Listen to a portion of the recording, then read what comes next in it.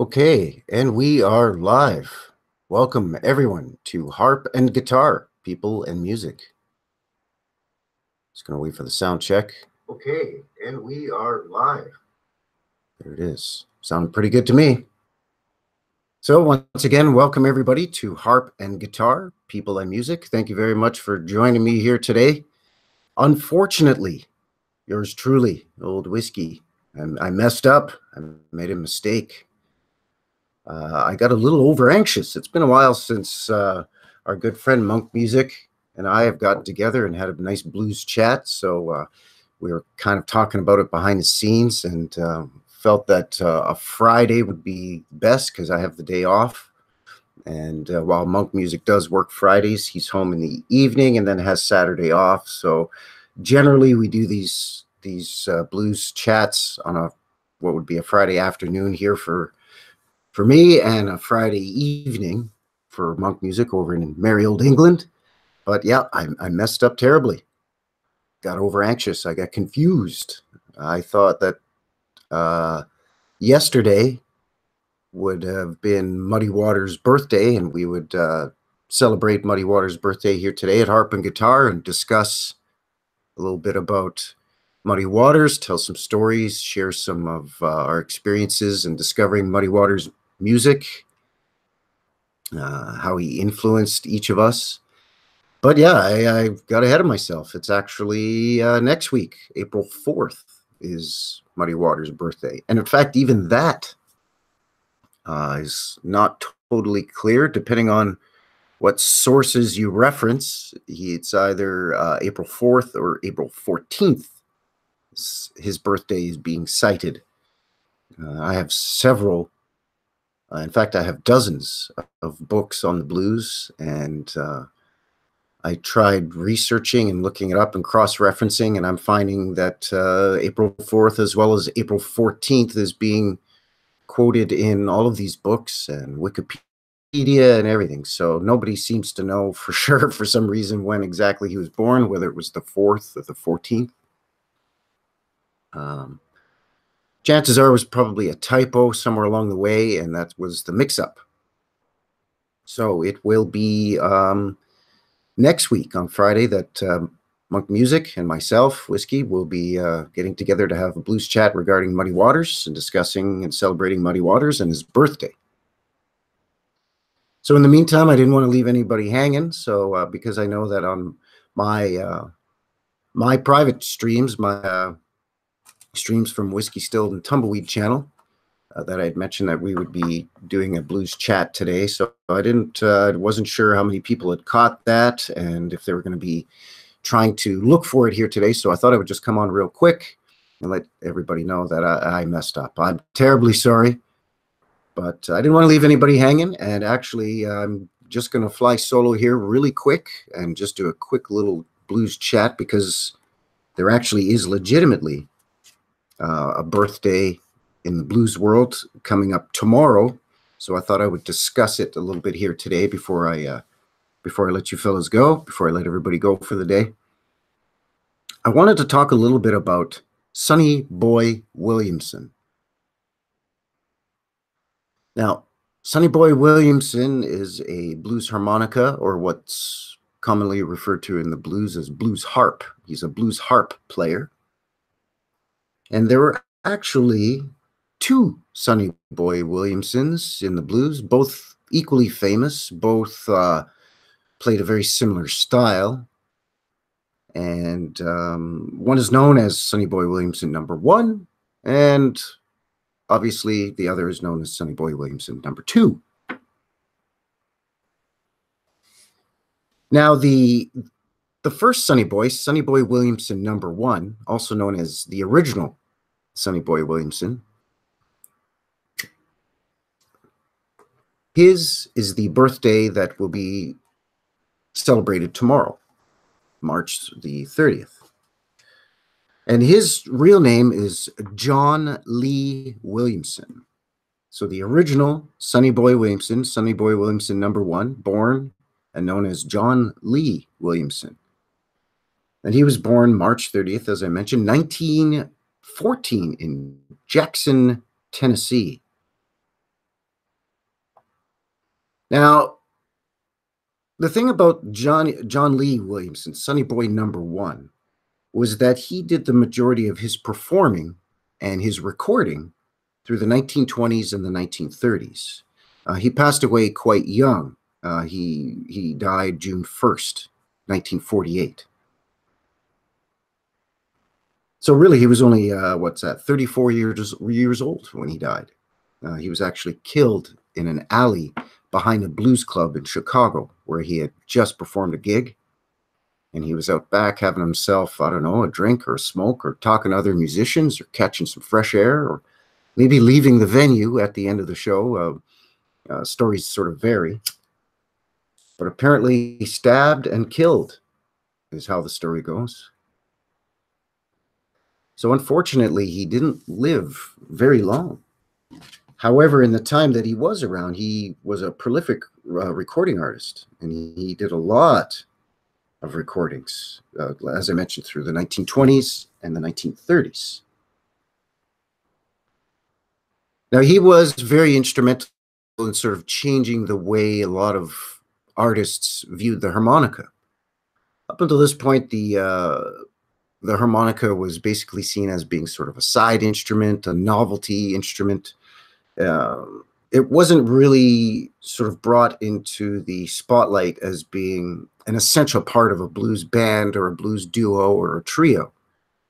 Prior to that, you had a lot of guitar pickers and singers, and maybe they would join up with another guitarist, and they would have the two guitar thing going, or you'd have a guitarist and a pianist, a piano player, that would join forces or something like that.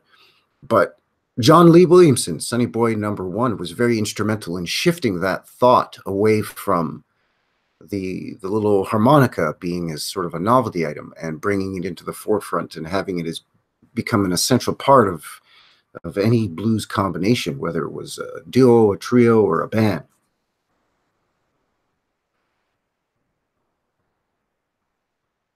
Now, the other thing about Sonny Boy #1 was he was also a great singer. He was a fantastic vocalist, and as I mentioned, he wrote a lot of original blues songs, stuff that's become blues standards that are still performed in blues clubs today and still recorded on albums by modern blues artists today as well. Songs like Good Morning Little Schoolgirl, Sugar Mama, also known as Sugar Mama Blues, Check Up on My Baby, also recorded as Checking Up on My Baby. And as I said, he was born in Jackson, Tennessee, and he kind of got his start kind of working around in the South, playing sort of a country style of blues in the 1930s. And that's basically when he started doing a lot of his recordings, was in the 1930s. And he teamed up with Big Joe Williams. Big Joe Williams, of course, very famous for being the original writer and recording artist who laid down Baby Please Don't Go on wax for the very first time. He wrote and recorded Baby Please Don't Go.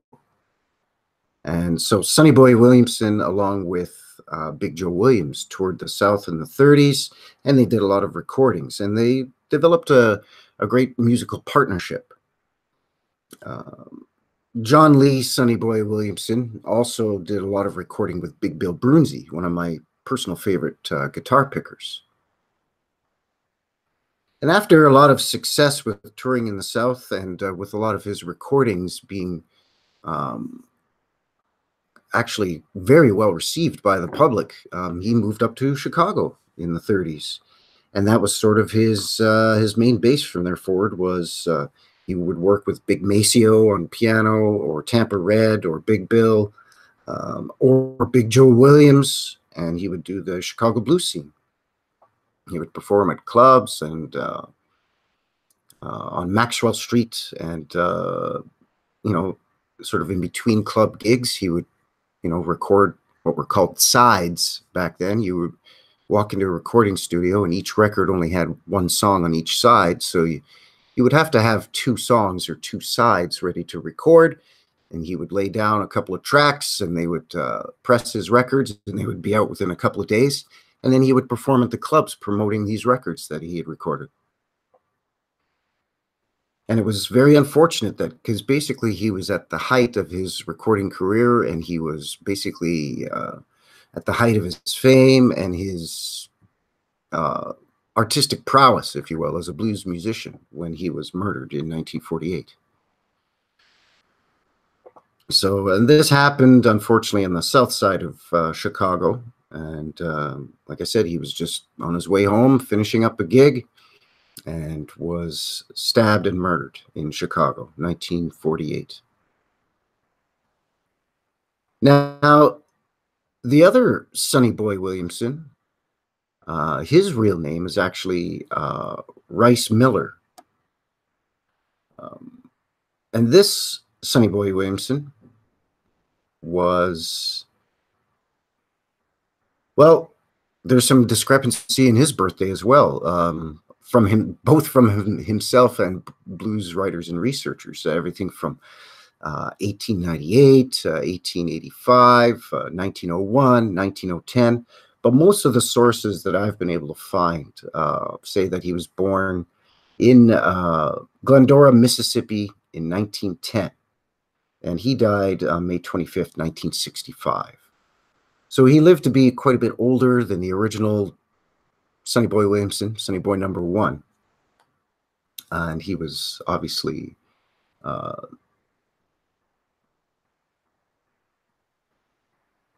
the older of the two and lived longer.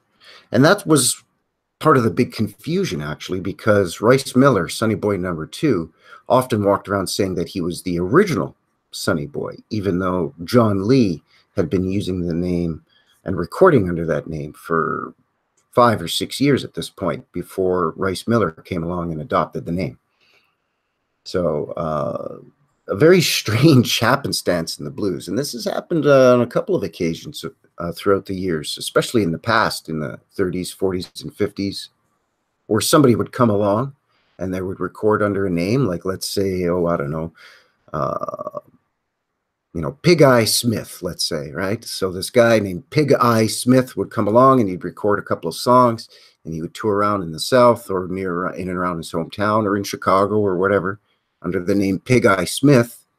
And somebody else would come along and sort of copy his style and try to emulate his sound and tour a different part of the South or a different part of the country under that same name, Pig Eye Smith, and basically sort of ride on the coattails or try to capitalize on the hard work and the fame of the original Pig Eye Smith. And that sort of seemed to be what was going on with the Sonny Boy Williamsons from the 1930s and 40s. Like I said, by the 30s, John Lee, the original Sonny Boy, had already had a mess of recordings under his belt, and it was already touring extensively through the South, and gained a name for himself to the point where he could move up to Chicago and continue to be very successful up there.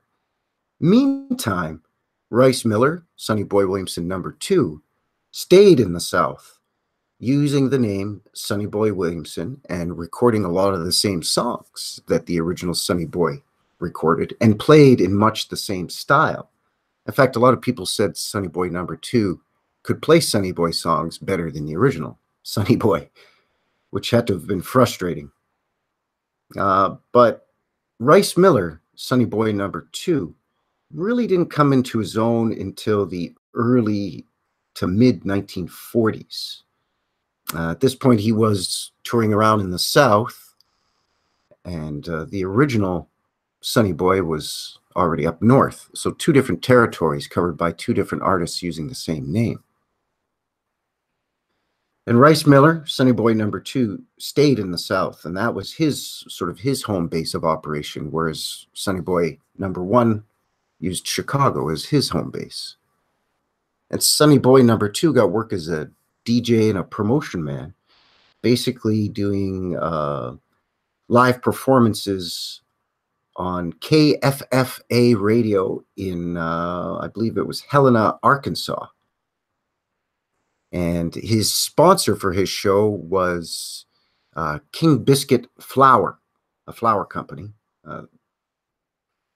And eventually it became known as Sonny Boy Flour. But the show was called the King Biscuit Hour, I believe, or King Biscuit Time on KFFA out of Helena, Arkansas through the 1940s. And basically, Sonny Boy Williamson would come on and he'd play a couple of blues songs. Then he'd play the little ditty or the little jingle advertising for the flour company. And then they would have guest blues artists on there, and they would do interviews, and then the show would be over. So there you have it.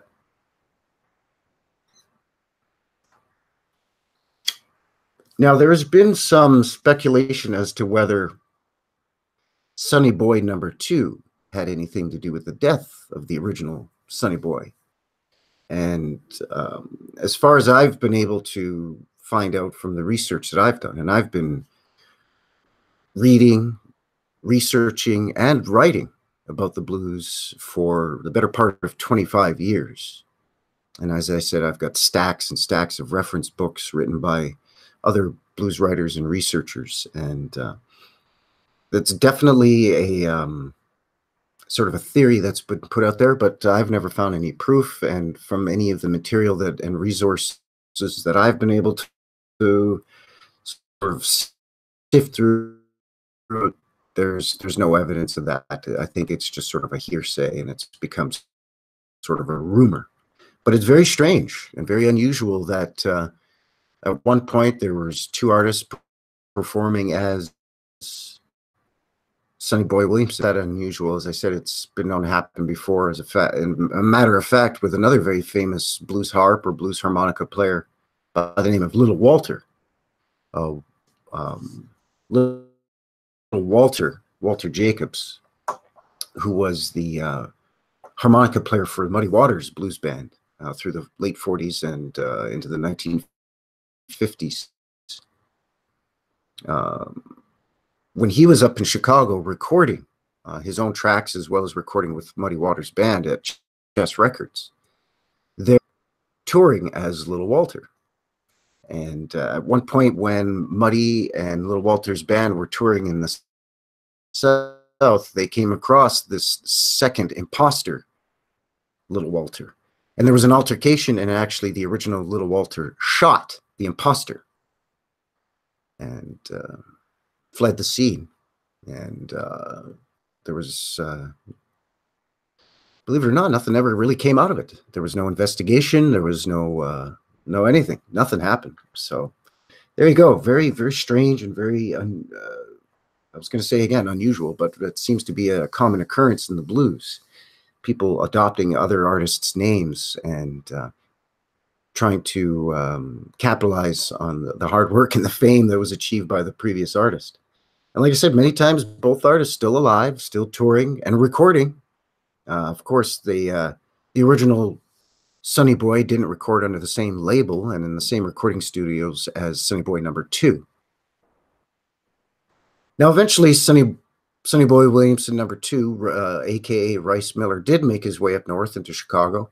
This was after the untimely death of the original Sonny Boy, John Lee Williamson. And he managed to find his way to Chess Records, and he became part of their recording roster of artists and put out quite a few very excellent solo albums in kind of the Chicago blues style.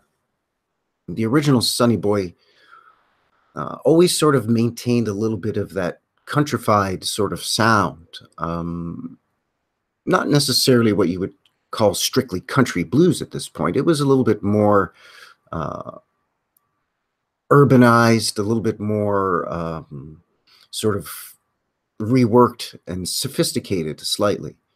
But the way that they played their harmonicas, while they were very similar in style, the method in which they played was different. The original Sonny Boy always played what would be considered acoustic harmonica. In other words, he would go into the recording studio and he would play his harmonica into the microphone or into the recording device, but he wouldn't press the microphone right up, or he wouldn't press his harmonica right up against the microphone, the way that Sonny Boy #2, Rice Miller, did, and the way that many of the Chicago blues harp players that came along in their wake would play. Little Walter, an example of that as well, where rather than just playing at the microphone, they would press the harmonica right up against the mic and play that way. And it created this sort of a distorted, kind of amplified, electrified sort of a sound.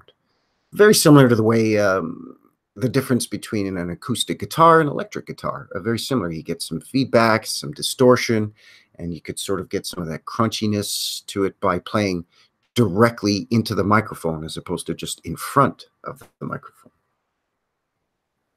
So the original Sonny Boy played in the more traditional style, whereas Sonny Boy Williamson adopted that more of that harder driving, more of that amplified and sort of feedback and distortion style of Chicago blues playing that would bring that what is known as Chicago blues into the more modern way of playing. And eventually this sort of style was adopted by every blues harmonica player kind of going forward. There were very few after this in the mid to late 40s that would carry on the tradition of playing the harmonica in the more acoustic fashion. There were some exceptions, of course, like Sonny Terry, who rarely played pressed right up against the microphone to get that distorted sound. He always tended to play in more of that country sort of influence, or that more folky style, if you will. But Sonny Boy #2, Rice Miller, became very influential in his own right. Like I said, he got mass exposure through the radio and recorded many songs and albums over the years. Of course, he recorded a lot of the standards that were previously recorded by Sonny Boy #1, like Good Morning Little Schoolgirl and You've Got to Help Me and Checking Up on My Baby, Sugar Mama Blues. I mean, basically everything that Sonny Boy #1 did, Sonny Boy #2 re-recorded. But he also penned a lot of originals that became blues standards that, again, are still recorded and reworked today, like Don't Start Me to Talking and 9 Below Zero, Mighty Long Time, just as a few examples that have become blues standards penned and recorded by Sonny Boy #2. And the other big influence that Sonny Boy #2 had was that he was alive long enough. He passed away in, I'm just looking at my reference material here, 1965, I believe. So Sonny Boy #2 was still alive in the early and mid-60s and was part of these blues packages, these blues and rhythm and blues and folk music packages that would go across and tour Europe. They would go to England, France, Germany, Holland, Belgium. So there's a lot of material on Rice Miller, Sonny Boy #2, audio and video of him performing in front of huge audiences in Europe through the early to mid-60s. And he also recorded a couple of albums while he was over there as well. And he became a huge influence on guys that would sort of come along as being the next generation, the guys that started in the 50s and would do a lot of recording through the 60s and 70s, guys like Junior Wells and guys like James Cotton, for example. And as a matter of fact, Sonny Boy Williamson #2, Rice Miller, Alec Rice Miller, was the one who taught the Howlin' Wolf the fine points of playing harmonica. Howlin' Wolf had always been a harmonica player, a guitar player, and an almost unparalleled blues singer. But it was Sonny Boy #2, Rice Miller, that taught Howlin' Wolf the finer points on how to play blues harp or blues harmonica.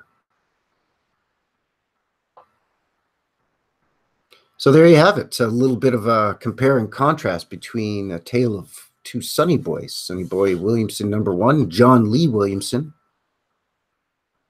who did the majority of his recordings in the 1920s and 1930s with Big Joe Williams and Big Bill Broonzy, and eventually made his way up to Chicago and would become an influence on that sort of first generation of Chicago blues harp players. And then roughly around the same time in the South, Sonny Boy Williamson #2, Alec Rice Miller, out of Helena, Arkansas, would become the influence on another generation of blues harp players such as Junior Wells and James Cotton and the Howlin' Wolf. So tomorrow is the official birthday of John Lee Williamson, the original Sonny Boy Williamson. And had he not been murdered in 1948, well, then tomorrow would be his 105th birthday. So a happy birthday to actually one of my favorite blues harp players of the 20s and 30s. And in my opinion, probably one of the best acoustic blues harp players of all time, Mr. John Lee Sonny Boy Williamson.